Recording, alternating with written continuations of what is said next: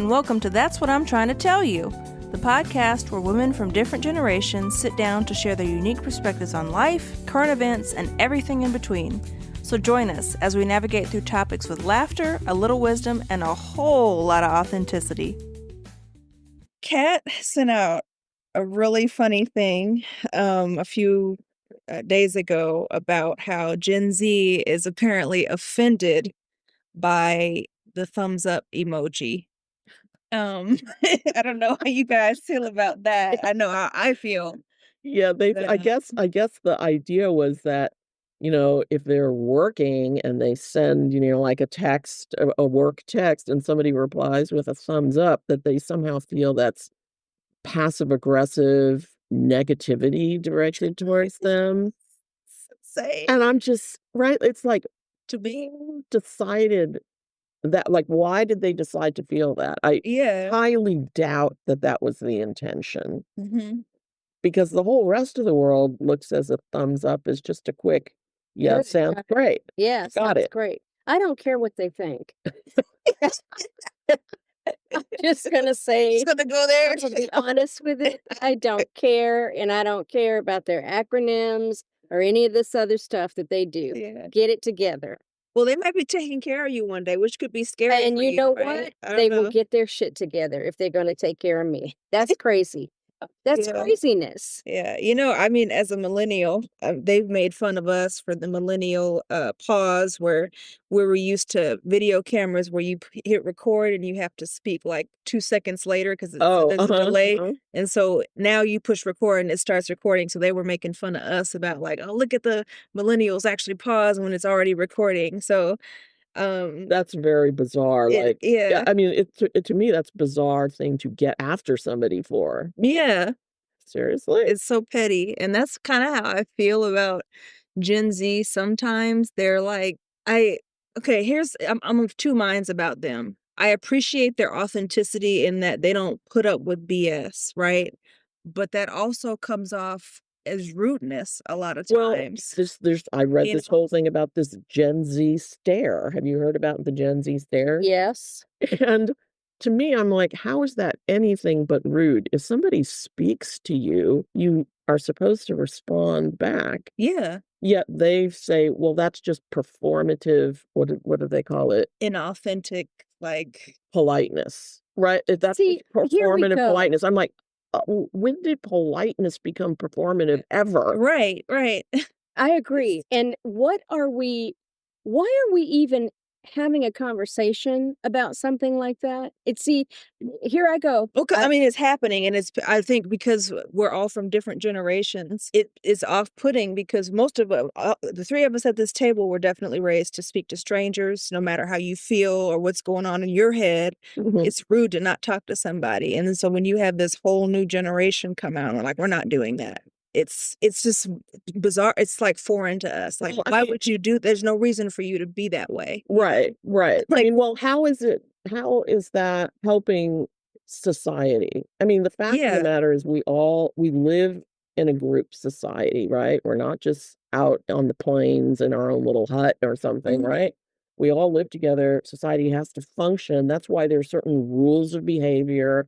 And I don't know, I mean, this has been going on for a while now because like when my kids were little, I would say, you have to greet somebody, good morning, use their name when you see them. You hold if you're both going in the door, you hold Please the and thank door. you. You hold the door for them. Right. Right. You say, please, thank you, you're welcome, right? You respond to people. This is what you Okay. do. This is how society moves along. But on that note, and I'm sorry to interrupt you, I was going to say I blame their parents for this because you could not be my, what are they? Gen X, Gen Z. Gen Z grandchild Mhm. and get away with that.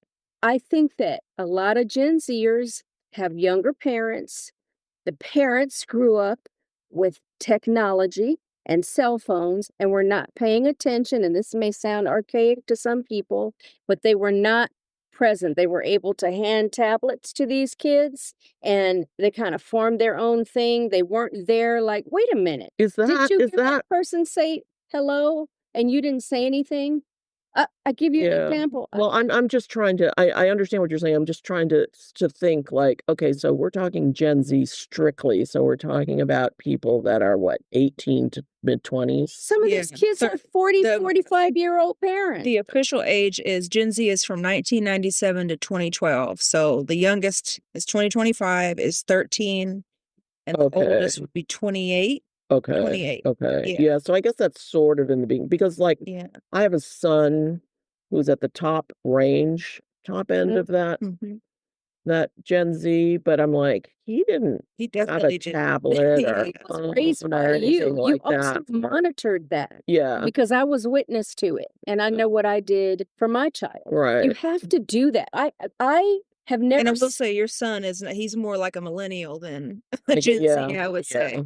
yeah. Yeah. I have never seen more kids in shopping carts and in waiting rooms, for doctors' offices, pediatrics, sitting quietly with tablets, playing games, and the parents are on a phone as Right, well. right, And right. for me, I valued every moment I had and cherished every moment I had with my child. I didn't, I know it was a different time, but again, here I go. When you have a kid, you got to think, God willing, I have 18 summers with this child before Right, they go right, off to right, college or right. whatever. And a lot of people don't come back. And I think people just, I don't know. There are multiple reasons why they do that, but to sit down and really think like a thumbs up is off-putting or this is that, I don't care. It's Right, right. horrible.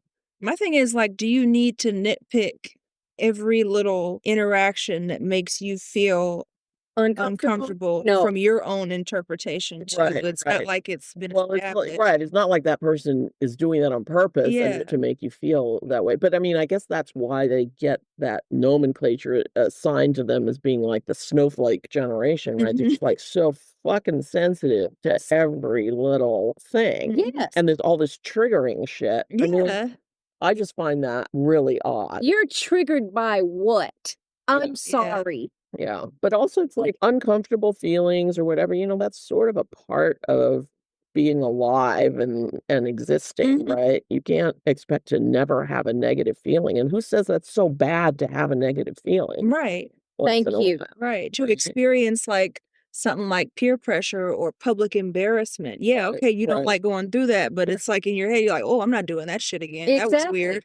That didn't not Ooh, that I you don't let feel That good. Let me didn't get feel it good. together. So right. let me make every college course have a trigger warning on it because they might talk about something that might make me feel uncomfortable. Yeah. Get I out mean, of here. No. what the fuck? Here I go. I'm going to tell a story. When I was a kid, my mother would say, and I think we need to bring this back. I'm sorry. She took me to divorce court with her. A friend of hers' daughter was getting a divorce, and I think I might have been 8 years old, maybe 7. She dressed me. She said, you can take your doll with you, choose which one. She said, this is a court of law. She said, I'm going in here to support our friend, Annette. And she said, I don't want to hear anything out of you. I want you to sit there, and when it's over, we're going to go get lunch.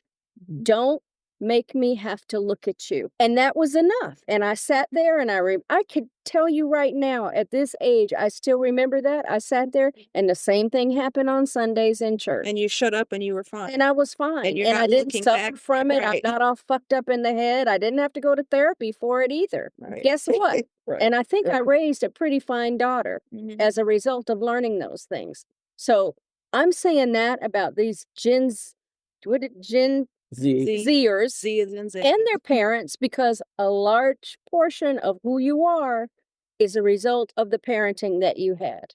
Yeah. And I know people may get upset about it, but you have to accept full responsibility and look at accountability. And there is nothing wrong with looking at accountability like, maybe that's my fault. What did I do? Right, right, right. Because I think about it now when Well, now everybody turns sort of to the outward. It's never, let me look at myself. Yes. Let me think what I need to do. It's like, well, I didn't feel bad with this, so obviously that must be your fault. So therefore, you need to police your language and Right. not make me feel bad. Get Instead outta of here. thinking like, well, gee, I was triggered by that. Is that something that I need to address? Is it something I Yeah. need to talk to somebody about? Maybe if it's that incapacitating to me. maybe I need to address this within Yeah. myself. Is there a pattern in my behavior, and where does that come from? Right, Mhm. right. And my mom, she always told me about talking to other people, and it was always like, it's your job to make those people, make somebody feel welcome, make them feel, a part of things. Mhm. And I'd say, but, I'm shy. It's hard for me to, well, maybe you need to think about the other person and Thank not you. focus There you on go. yourself. Same. And that's what I heard all the time. Yes. Mhm. Same. Don't think about what you're feeling. Think about how they feel. Exactly. And there you go. We are now in a situation in this world where people are always, and I'm going to go back to technology. When you look at me all the time, and this is what I'm eating. Right. I'm going to take a picture of me. Look who me. Well, what I'm- yeah. Oh You my think gosh. that the world revolves around you. And Lord have mercy. I'm here to tell you, it does not. You are a speck on this planet. My mother used to tell me that. Speck in the universe. You are a speck Infinite. on the universe. Really, Yeah. seriously. And you should be thinking about other people all the time. And let's just go back, Diane. Come on. Wusa, namaste, do whatever you got to do. Get it together. But the energy that comes to you when you start being a forgiving person and thinking about other people, it changes everything. Yeah. Mhm. Yeah. It does. Because right now we are in a I mean, messed up situation. I wonder if it will circle back I to hope some so. degree. You know what I mean? Because this Gen Z stare, that to me is just rude. This deciding that a thumbs up that somebody gives you with all good intentions, thinking that they're giving you a good thing, you're going to choose to interpret it this other way. I mean, I saw how are you gonna, like, throw up and exist in the world and get a job and do productive things if you're always focused on yourself and this making you feel bad yourself or and your that? phone. Yeah, I mean, I saw a guy. And on that note, before you say that, Uh-huh. yet you have this, I believe it's a Gen Z term, now it's not cougar, it's called hag maxing, where you get with a MILF or someone that's a little older. So the kids are calling it hag maxing. So you're calling a woman who's in her mid-30s and older a hag, right, yeah, and so she's that maximizing on her sexual so I see, freedom so it to doesn't date. matter if you make somebody else feel bad, Right. as long as you don't have You to don't feel have to feel bad. bad. And this is coming from both male and Good females. Lord. Probably more for males than Okay, so females, let but me yeah. just say this to those males. If it weren't for that freaking hag, you would not be here. Yeah. Yeah. That hag is probably your They older don't sister. respect women like they should. That's a whole nut. Here I go. Yeah. But I'm just saying, I saw a person recently on their phone. This is a big bone of contention for me, but I know I'm going to tie it in with the phones. I do not understand what is so important that you have to be on your phone all the time. And this woman fell on the street, Mm. and this dude was walking and on his phone and walked right past her. And I'm like, this is the world we live in now? Yeah. Just like I see, and I've said this to you, Catherine, recently, I see people who might have a flat tire or broken down. People just drive past them, or they'll drive past them and honk if they're in a lane that they can't get out of.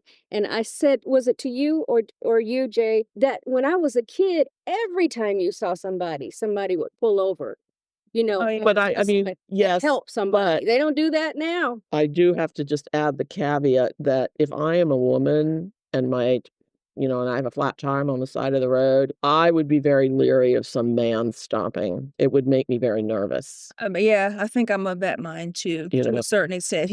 I would have to suss him out or whatever. Yeah. But I'm just saying yeah, for the now. gesture. Yeah. Okay, that may be true, but at least I say, you know what, sir, I'm fine. I've called Auto Club, or I've called my husband, or whomever. Yeah. You know what I'm saying? And make sure he leaves. And, uh, Yeah. they don't do it anymore. Yeah. But Are I you think, okay? yeah, I mean, I agree that we've shifted that, which is unfortunate.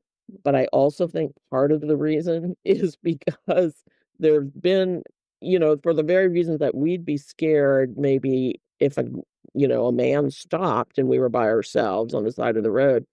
The men, and I'm not saying that this is correct, Mhm. but the men are probably also afraid of being accused of something. Right. or That's true, caught of too. something. Which You know is what I very mean? real. I mean, They're it's afraid of being chivalrous right, because they right. might be reported or Right, arrested or right, something. Yeah. right. I mean, Yeah. it kind of all ties to, in an unfortunate situation that we've gotten to that point. But that's sort of what makes me sort of depressed, I guess, in a way, when I think about society and just losing basic politeness. And, like that's what I see with this Gen Z steering, this kind of crap. But to me, it's just another example of that loss of civility and of politeness. And, we don't talk a lot of politics on this podcast, but we've been seeing it for the last, several election cycles where, I grew up in probably the most liberal county in the United States. And so,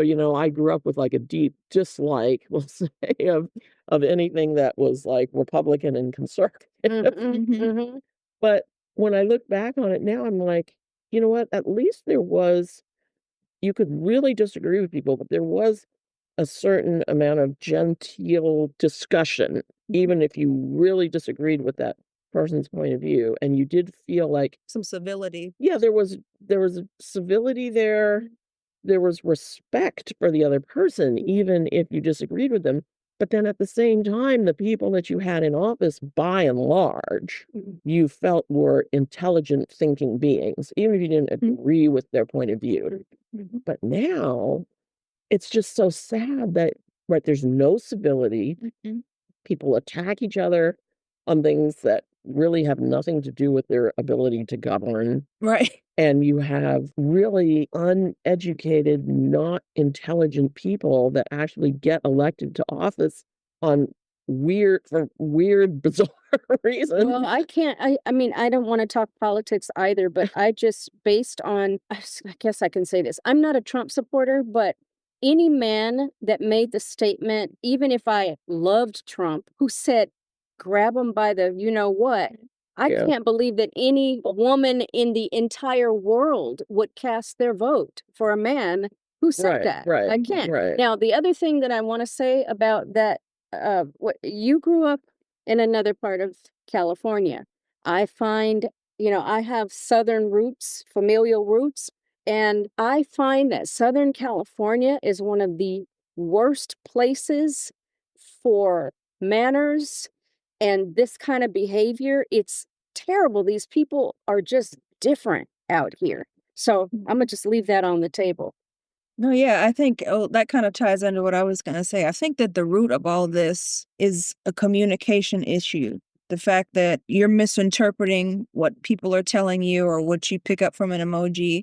The fact that you want to la la la la la put your fingers in your ears when there's an opinion that's different from yours. I don't think these people have I don't know if it's in school, but they don't have the capacity or they're not being taught how to just listen. Like I think there was a trend going around like called We Listen and We Don't Judge, where you just listen to whatever maybe your partner is saying and you don't judge. Like they say something like, I like the smell of farts. And you Like, just no, sit there. sorry, gotta judge. Gotta judge. There we go You again. know, but that's being lost. I think that's why we're in Yeah. such a divisive time, because people don't want to sit and listen. Like, even if you think, oh, this motherfucker is stupid, at least you can stand there and listen to them talk about whatever it is and say, oh, I don't agree, but that's fine. And I think Right. you have an You opinion about think. it as Well, cool. yeah, I mean, Absolutely correct.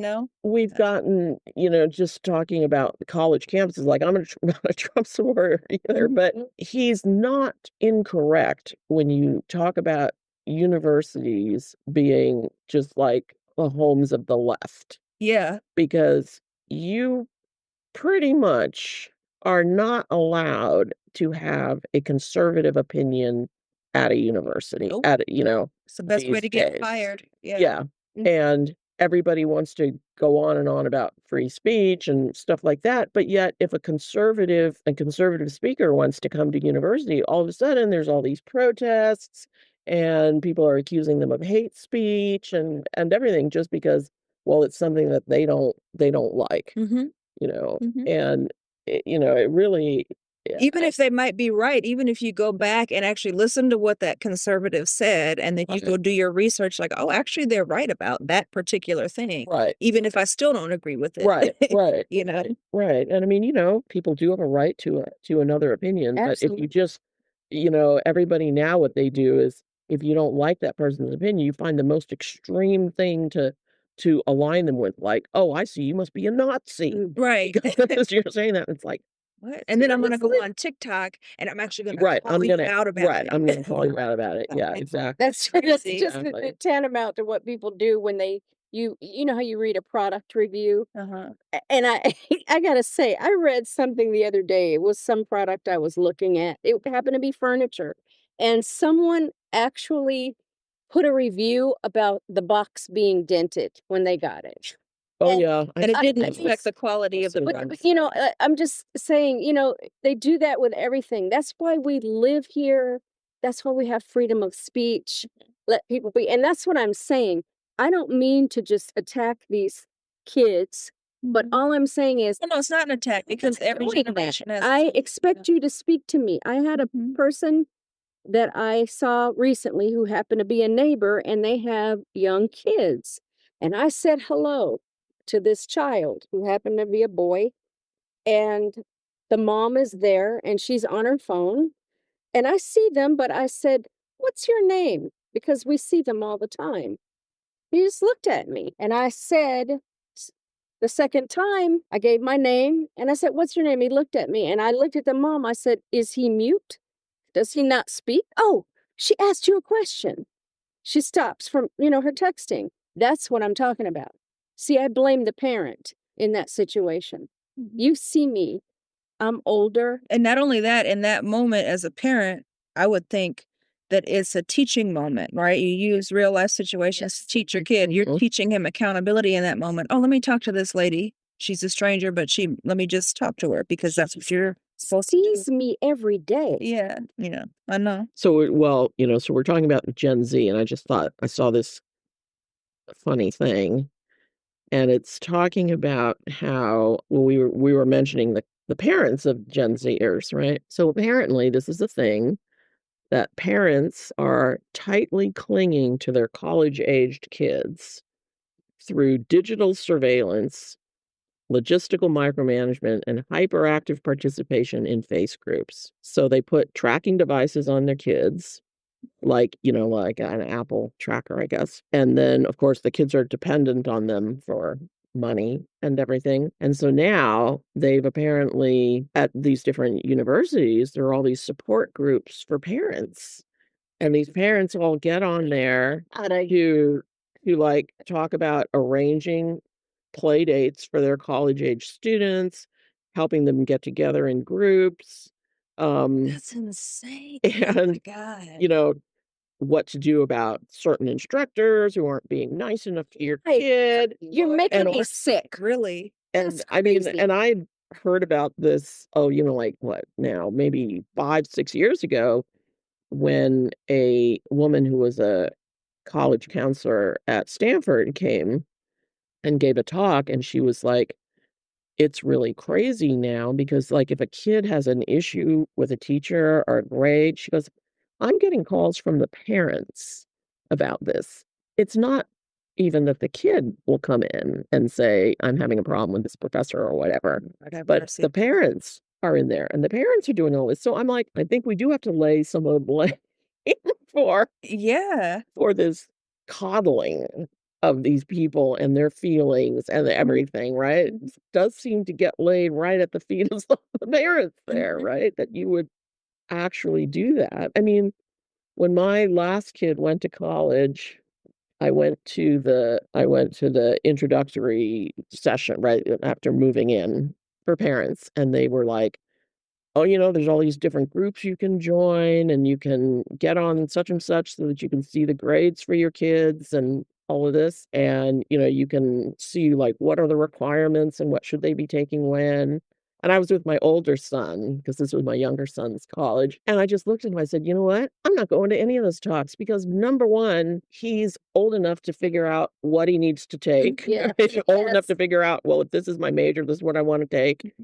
And if he's not doing well, that's kind of on him. That sounds Right. like I'm a you not problem, baby. Yeah, Yeah. it's like, I'm not gonna be on your ass trying to figure like, "Oh, you got a this and this class, when are you studying that?" I mean, that's on you. That's on you. And I'm already paying for your college education Right. on top of it. That's right, So that's right. So, I was like I don't understand this. Why would I would want to be following his grades? Now, see, and on that, I say, along with me, you guys know I always talk about technology, but you have this competitive spirit going on now, energy with parents, kids, Yeah. everything. That's where the selfies come in. And, oh, what are you doing? And in high school, what Oh. group are you in? Are you taking this? I mean, it starts when you're younger. Well, and then our kids were maybe sort of one of the first generations of kids to experience this, but the whole freaking posting where you got into college on Instagram, what the heck is that about? It starts with, you and know, I. That's nobody else's It's business but nobody's yours. business, Yeah. and I knew somebody whose daughter just graduated from high school, right? So 6 months ago she was applying to all these colleges, and she got into any number of them that were, obviously good schools, whatever. But the mom goes, "But, well, she just really couldn't feel proud." And so I was so glad when she got into X school because, well, then she could feel proud about it. And I'm like, "What the fuck is And that see, mean?" that kid That's is learning really- that. You're That's saying that to your daughter. Yeah, what she say. really means is, well, she finally got into a school that she would feel proud wearing the sweatshirt on Instagram. Right. That's Let what that everyone is know. about. That's Right. And entirely what that again, is about. there I Has go. nothing to do with, I is blame it the a good parent. school? Is it the best school for her? Whatever. She just wanted an Instagrammable school. Mhm. Just Such bullshit. With her Just total. prompting, You know. Exactly. I was going to say that, Kat and I have known each other a long time, and our kids happen to go to private school. And part of that, I know you're a Gen Z or No, I'm a like Gen X. A millennial. A Millennial. Get it right. Get it right. here. Get your nomenclature right. Good God, where am I? But anyway, it started like for private school. Do you remember first vacation? Oh, where are you guys going? We're Mhm. going skiing in Tahoe. I'd be like, shit, I'm trying to pick up a couple double shifts at the hospital. You know what I mean? Mhm. And then it was, oh, what AP classes are you taking as they got older? And then everybody would, What you did know, you the get on whisper. the SAT? Yeah. All of That's that. my business. Exactly. One. And I'm sure it happens at other schools. I'm just Oh, saying yeah. that's the experience that we had, and then what does that do? I wasn't one of those parents, but everybody would ask, and then when all of this technology came into play, people were posting stuff, and Yeah. I think it's just a big hot mess right I know none of my kids posted anything. Yeah. Mhm. Thank God. Me either. I Yeah. just think it's ridiculous. It It's is. It's wrong. And- You should be thankful. And that's where I say, that's why I say you should, God bless you. You do well. You got into any school. You want to go into a trade. God bless you. Let It's people also like, do why what you want to would you do. apply to why No would you apply to a judging. school that you didn't want to go to? So then why would you feel not proud of the fact that you got into that school? You know what I mean? It's like, right. really, you just want bragging rights, Mhm. right? With that all, I just, And that's important. right. And it should be Which- the last thing that you should be worried about going to Ex- college. All of that. And to your earlier point about looking externally, I will say this to Gen Z. Look internally first and talk to strangers. They're not all weirdos. Right. We'll end there. Hey everyone, and thanks for tuning in to another episode. If you enjoyed what you heard, please follow, comment, and reach out on our socials. Also, leave us a review on Apple Podcasts or wherever you get your podcasts. If you resonated with anything in the episode, be it products or topics, make sure to check the show notes for additional information, or shoot us an email if you like. See you next time.